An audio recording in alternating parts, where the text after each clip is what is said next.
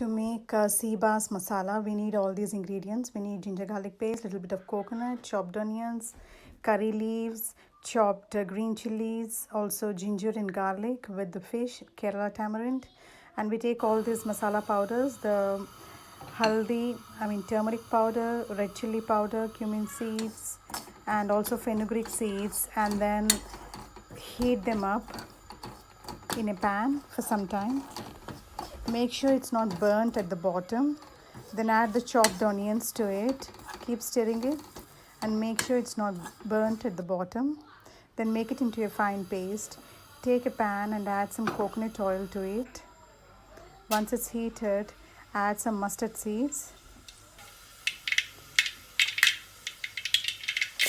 And also add all these chopped green chilies, ginger along with the curry leaves and the garlic. Also add the chopped onions which are remaining and stir them properly for some time till they are cooked.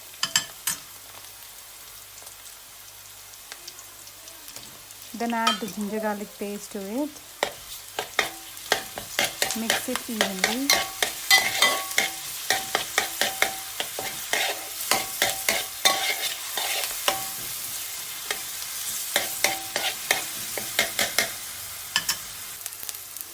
Then add some turmeric powder to it.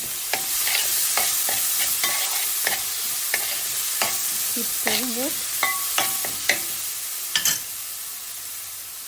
Add the paste which you made it with the other masala. Keep stirring it.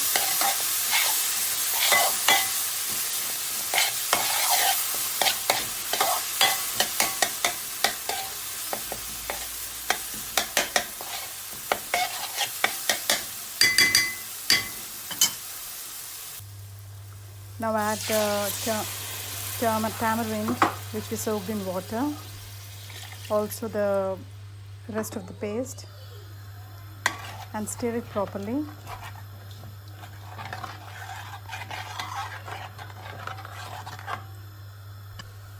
Add some salt to it and let it boil for some time. Once it's boiled, add the sea bass pieces to it.